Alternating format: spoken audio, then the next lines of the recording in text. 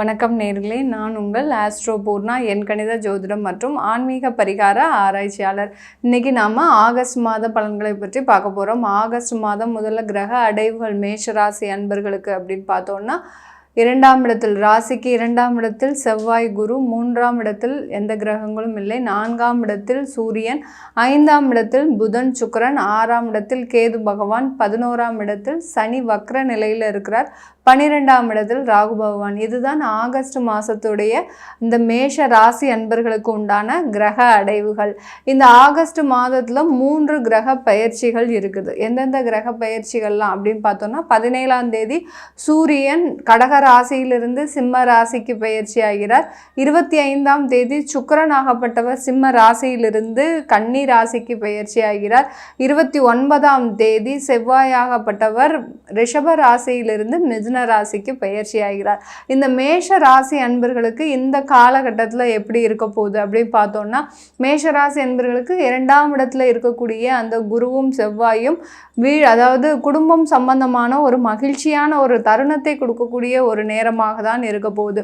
இந்த காலகட்டத்தில் ஆகஸ்ட் மாதத்தில் பார்த்தீங்கன்னா, இந்த மேஷ ராசி அன்பர்களுக்கு பண வரவுகள் அதிகமாக இருக்கக்கூடிய நேரம். ஏன்னா உங்களுடைய பாக்யஸ்தானாதிபதி ராசிக்கு பாக்யஸ்தானாதிபதி 2ஆம் இடத்துல இருக்கிறதுனால, ராசி அதிபதியும் 2ஆம் இடத்துல இருக்கிறதுனால, உங்களுடைய தொழிலில் இருக்கக்கூடிய தடைப்பட்ட வருமானங்கள் எல்லாமே வரக்கூடிய ஒரு மாதமாக தான் இந்த ஆகஸ்ட் மாதம் இந்த மேஷ ராசி அன்பர்களுக்கு இந்த மாதத்துல இருக்க போகுது. இந்த காலகட்டத்தில் குடும்பம் சம்பந்தமான ஒற்றுமையான ஒரு காலகட்டம் நிலவுவதற்கு இந்த மேஷ ராசி அன்பர்களுக்கு ஒரு சாதகமான ஒரு காலகட்டமாக இருக்க போகுது. குருன்றவர் சுபகாரகர், செவ்வாயின்றவர் பாபமான கிரகம். இந்த 2 கிரகங்களும் அந்த குடும்பஸ்தானத்தில் இணையும் போது, அதாவது எவ்வளவோ எளியும் புளியுமாக இருந்த அந்த குடும்ப உறுப்பினர்கள் பார்த்தீங்கன்னா, இந்த ஆகஸ்ட் மாதத்துல ஒரு ஒற்றுமையோடு தனக்கு இருந்த பழைய பகைகள் எல்லாத்தையுமே மறந்து ஒற்றுமையோடு இருக்கக்கூடிய ஒரு காலகட்டமாக தான் இந்த மேஷ ராசி அன்பர்களுக்கு இருந்தது. யாரு எப்பவோ எப்படியோ பேசியிருப்பாங்க, அதையெல்லாம் மறந்து இன்னைக்கு நம்ம ஒற்றுமையா இருக்கணும் அப்படின்ற ஒரு காலகட்டம் நிலவுவதற்கு தான் இந்த ஆகஸ்ட் மாதம் மிக அருமையான மாதமாக இந்த மேஷ ராசி அன்பர்களுக்கு இருக்க போகுது. இந்த காலகட்டத்தில் மேஷராசி அன்பர்களுக்கு 4ஆம் இடத்துல இருக்கக்கூடிய சூரியன் பகவான், 4ஆம் இடம் என்றது ஒரு சுகஸ்தானம். இந்த சுகஸ்தானத்துல அதாவது சூரியன் ஆகப்பட்டவர் பூர்வ புண்ணிய ஸ்தானாதிபதி. இந்த மேஷ ராசி அன்பர்களுக்கு, இந்த மேஷ ராசி அன்பர்களுக்கு அந்த பூர்வ புண்ணிய ஸ்தானாதிபதி அந்த சூரியன் 4ஆம் இடத்தில் இருக்கும்போது பழைய சொத்துக்களை வாங்குவதற்கு உண்டான ஒரு சாதகமான ஒரு காலமாக இருக்க போகுது. பழைய சொத்துக்கள்னா ஏற்கனவே நீங்கள் பேங்க்ல அடமானமாக வச்சுருப்பீங்க, அந்த டாக்குமெண்ட்லாம் அதெல்லாம் மீட்டெடுக்கக்கூடிய ஒரு நேரமாக தான் இந்த மேஷ ராசி அன்பர்களுக்கு. சொத்து சம்பந்தமான ஒரு மகிழ்ச்சியான ஒரு நேரம் நிலவுவதற்கு உண்டான ஒரு காலகட்டம் தான் இந்த ஆகஸ்ட் மாதம். ஏன்னா சூரிய பகவான் ஆகப்பட்டவர் ஆகஸ்ட் 17ஆம் தேதிக்கு பிறகு அவருடைய ராசியான சிம்ம ராசிக்கு பயிற்சி ஆகிறார். அந்த சிம்ம ராசி பயிற்சி ஆகும்போது அந்த பூர்வீக சம்பந்தமான சொத்துக்களும் வருவதற்கு இந்த மேஷ ராசி என்பர்களுக்கு ஒரு சாதகமான காலகட்டம். சில பேருக்கு மேஷ ராசி என்பர்களுக்கு பூர்வீக சம்பந்தமான சொத்துக்கள் வருவதில் நிறைய தடைகள் இருந்திருக்கும், தாமதங்கள் இருந்திருக்கும். அடுத்து பார்த்தீங்கன்னா அதுல எந்த விதமான ஒரு ஒற்றுமையின்மையுமே இருந்திருக்காது, பங்காளி சண்டைகள்.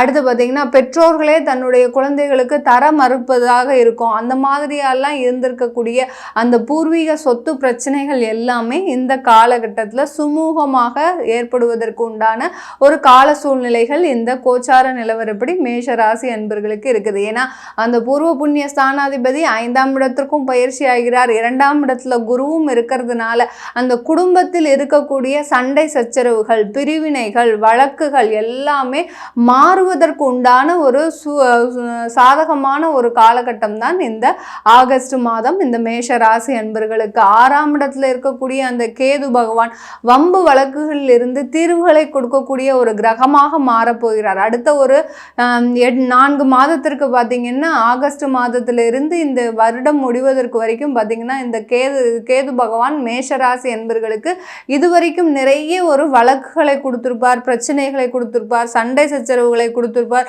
அடுத்து மனக்கவலைகளை கொடுத்திருப்பார். இது எல்லாமே இந்த ஆகஸ்ட் மாதத்துல இருந்து தீர்வுக்கு வரக்கூடிய ஒரு காலகட்டமாக தான் இருக்குது. ஏன்னா நீங்கள் வேணுங்கிற அளவு எல்லாத்தையுமே அனுபவிச்சாச்சு. இந்த மேஷ ராசி அன்பர்கள் இனிமேல் அனுபவிப்பதற்கு எதுவுமே இல்லை அப்படின்னு நினைக்கிற மாதிரி இருக்கக்கூடிய அந்த மேஷ ராசி அன்பர்களுக்கு இந்த காலகட்டத்திலிருந்து அந்த கேது பகவான் உங்களுக்கு ஒரு முழு ஆசீர்வாதத்தோடு இருக்கின்ற பிரச்சனைகளிலிருந்து தீர்வுகளை தரக்கூடிய ஒரு நபராக தான், ஒரு கிரகமாக தான் இருக்க போது இந்த கேது கிரகம். இந்த 11ஆம் இடத்துல இருக்கக்கூடிய அந்த சனி வக்ரமாகி இருக்கிறார். சனி வக்ரமாக இருக்கும்போது தொழிலில் நிறைய தடைப்பட்ட அந்த பிரச்சனைகள் எல்லாமே உங்களுக்கு கடந்த ஒரு 3 மாதமாக ஒரு என்ன சொல்றது விரைவாக நடந்து கொண்டு இருக்கின்ற ஒரு சூழ்நிலையாக தான் இருக்கு.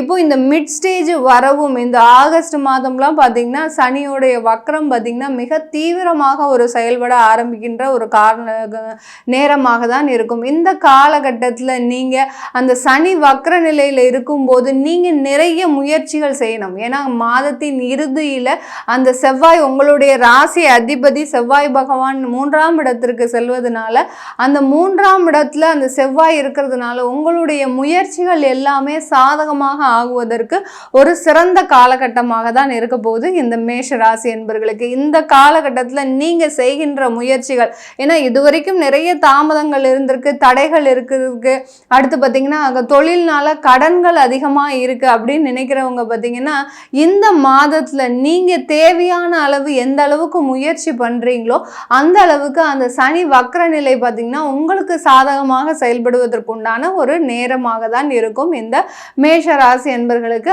ஆகஸ்ட் மாதத்தில் இந்த சனி வக்ர நிலை பார்த்தீங்கன்னா லாபத்தையும் அதிகமாக தருவதற்கு ஒரு சிறந்த காலகட்டமாக இருக்கும். ஏன்னா ஆகஸ்ட் மாதத்துல அந்த தனகாரகன் 2ஆம் இடத்துல இருக்கிறார். அடுத்து பார்த்தீங்கன்னா உங்களுடைய 3ஆம் இடத்துல செவ்வாய், இந்த சூரியன் ஆகப்பட்டவர் 5ஆம் இடத்திற்கு பயிற்சி ஆகிறார். அடுத்து அந்த சுக்கிரன் ஆகப்பட்டவர் பூர்வ புண்ணிய ஸ்தானத்திலிருந்து உங்களுடைய குடும்ப ஸ்தானாதிபதி தனஸ்தானாதிபதியாகப்பட்ட அந்த சுக்கிரன் ஆகப்பட்டவர் 6ஆம் இடத்திற்கு பயிற்சி ஆகிறதுனால உங்களுக்கு அந்த தொழிலில் இருந்து வரக்கூடிய அந்த லாபமாகப்பட்டது அதிகமான ஒரு இலக்கை எட்டுவதற்கு உண்டான ஒரு சாதகமான ஒரு நேரமாக இருக்கும் இந்த மேஷராசி என்பர்களுக்கு.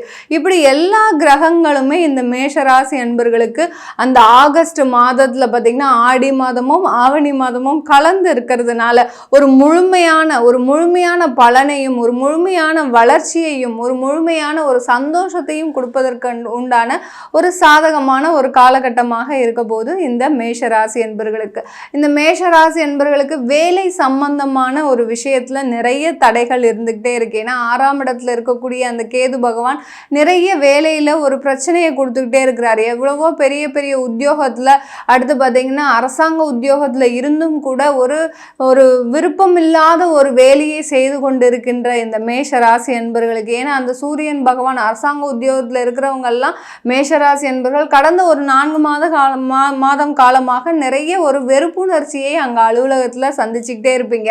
ஏன்னா அந்த சூரியன் பகவான் உங்களுக்கு சாதகமான ஒரு இடத்துல இல்லாமல் பயிற்சி ஆகிறதுனால உங்களுக்கு தேவையில்லாத பிரச்சனைகள், அடுத்து பார்த்தீங்கன்னா உங்களுடைய 12ஆம் இடத்துலையும் அந்த ராகு பகவான் இருக்கிறதுனால உங்களுக்கு விதமான ஒரு எல்லா பிரச்சனைகளும் உங்களுடைய வேலையோ தொழிலோ இது மாதிரியான விஷயங்கள் கடந்த ஒரு 4 மாத காலமாக ஒரு சின்ன அளவில் ஒரு பிரச்சனையை கொடுத்துட்டே இருந்திருக்கும். சில பேருக்கு திடீர்னு ஒரு ஜூன் மாதத்தில் வேலையை டெர்மினேட் பண்ணுறதுக்கு கூட ஒரு வாய்ப்புகள் இருந்திருக்கும்.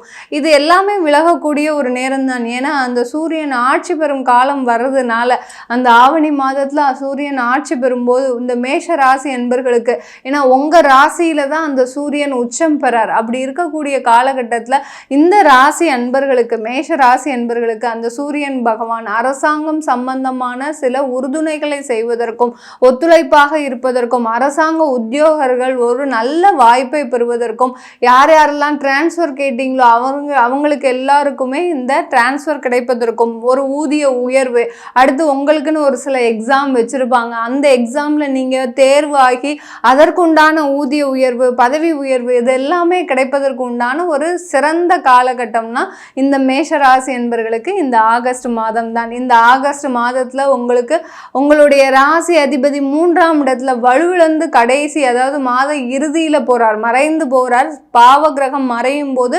அதனுடைய சுபத்தன்மையை பெறக்கூடிய ஒரு நேரமாக இருக்கும். அதனால இந்த காலகட்டத்தில் நீங்க வழிபட வேண்டிய தெய்வம் பார்த்தீங்கன்னா நீங்க ஞாயிற்றுக்கிழமை அன்னைக்கு சிவபெருமானை வழிபாடு பண்ணிக்கிட்டே வாங்க.